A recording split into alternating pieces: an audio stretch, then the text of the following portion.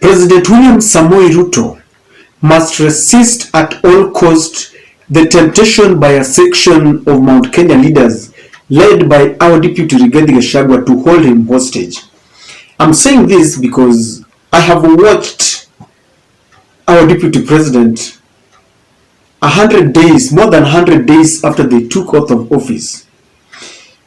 They are still behaving as if they want to grab William Ruto away from any other leader and take him for themselves. A feeling of entitlement. Just today, while speaking in an interdenominational prayer in Nanyuki, Deputy Rigathi Gachagua revealed to the nation that they are planning to organize for a homecoming party for William Ruto, where they are going to traverse the whole of central Kenya. Then the climax of that homecoming party is going to take part in Sagana Lodge, where they are going to discuss development matters and issues that are affecting Mount Kenya. Just take a look at this video, then you know what I'm talking about. But before that, if you're watching this channel for the first time, kindly subscribe to the channel, click the notification bell and like our videos. Tulisaidiwa na Mwenyezi Mungu. Yale majaribio tulipitia, yale moderator umesema tusahau tuachane nayo na tumekubali. Yale mawe ilikuwa imewekwa kwa njia yetu, isipokuwa ni Mwenyezi Mungu hatungekuwa hapa. Na kwa hivyo Your Excellency tunakushukuru. Mheshimiwa Rais, wa watu wa Laikipia wanakupenda. Na uliponipatia kiti ya running mate tukakubaliana na wewe. Mimi nilale hapa kwa mlima nichunge ile iko kwa mkono. Makasisi wetu wameomba wakuje Ikulu pale Nairobi. Viongozi hakuna haja sisi kwenda Nairobi, tuko na ikulu yetu hapa ya Sagana. Ama mnataka waende Nairobi? Si tuko na ikulu yetu hapa. Sisi tunapanga kukaribisha huyo kiongozi wetu kwa mlima, homecoming yake kwa Mount Kenya, kwa sababu there is a traditional way, the way we receive our kings. And we shall receive you as a king because you are one. Na safari itaanza Githurai, tukuje Roiro, Juja, tukifika Rivachania hapo tusimame kwanza tufanye maombi, tukuje mpaka Keno, tuingie hapo Maragwa, Murang'a, Sagana, Kagio, Kutus, Kerogoya, Kagumo, Kiagai, Karatina, Nyeri, Chaka mpaka State Lodge Sagana. Alafu hapo ndio sisi tutafanya ibada ya Thanksgiving katika watu ya mlima.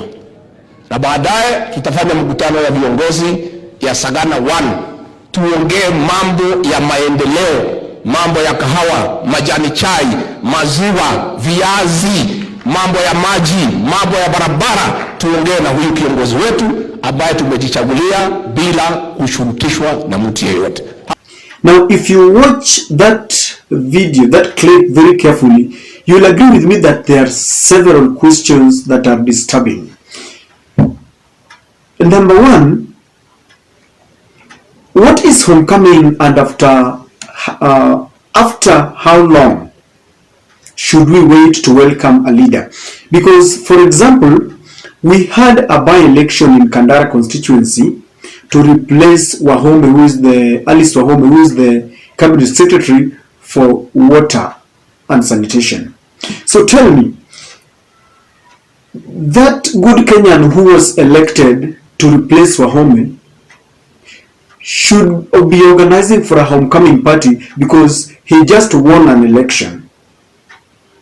But William Ruto was declared the winner of a presidential election in August. We've got more than 4 months down the line.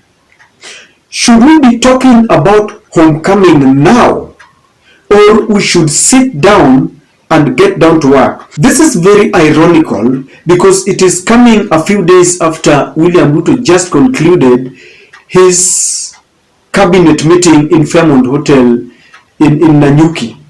So you ask me, I thought that they were laying down plans to kick off how they are going to give Kenyans what they promised in the last campaigns.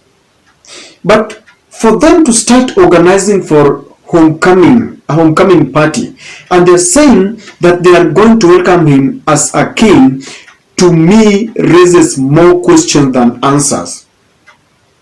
It is high time we stop thinking like we are still campaigning, and our deputy president must now change his attitude towards running the government.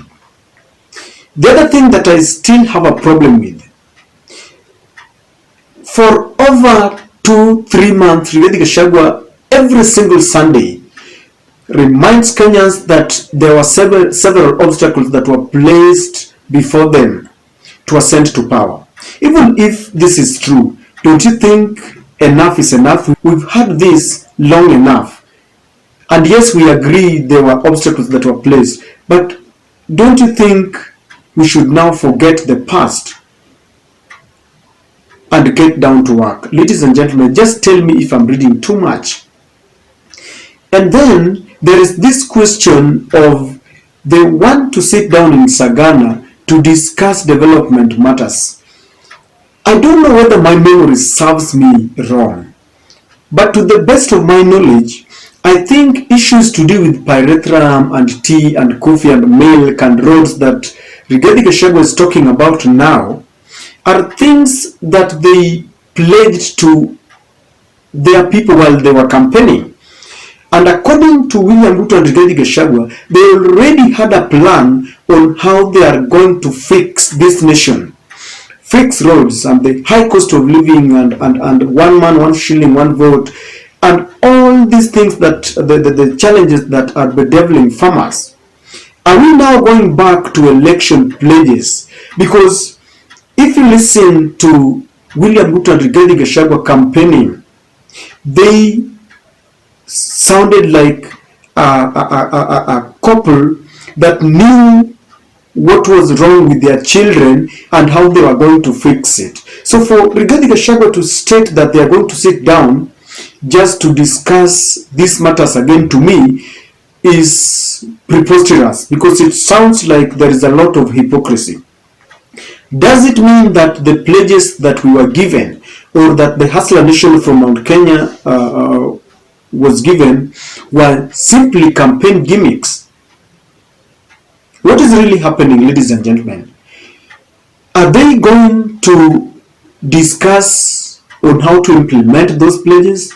Or are they going to start afresh, telling William Ruto what they need as a nation, Mount Kenya? What exactly are they going to discuss? If you ask me, what Rigathi Gachagua is doing is a counteractive measure, because William Ruto went on a development tour in Western Kenya, and he unveiled several development projects, including the unveiling of that airstrip. And for anyone who has been following the politics ever since Rigathi Gachagua and Ruto ascended to office, Rigathi seemed to have started a war between himself and Chief Minister Mudavadi, and he's trying to outdo him. This is why he's saying that they are going to tour. This tour is going to start from Githurai all the way to Sagana, River Chania, so that they now have a climax. He knows very well that William Ruto took some development project in that area, and according to Rigathi Gachagua, they should have a lion's share of these developments because they voted for him. And to me, this is something that must stop. Rigathi Gachagua must understand that William Ruto is now a president of Kenya, not a president of a particular region. Because if you ask him, he will tell you that Mount Kenya and Rift Valley overwhelmingly voted for William Ruto. This is the reason why recently he came public to fight and advocate for the rights of Mount Kenya businessmen, spat between him and Sakaja, who wanted to remove their vehicles from the CBD. And I think that Rigathi Gachagua must have serious advisors to help him understand that even if you did not vote for him, he is now your deputy president. Even if you did not vote for the duo, William Ruto and Rigathi Gachagua, you are a taxpayer. William Ruto has been saying that everyone will pay taxes. Now, are you telling me that those who voted for Rigathi Gachagua and William Ruto will pay more taxes than those who did not vote for him? And so they should have more of development projects than these who did not vote for him?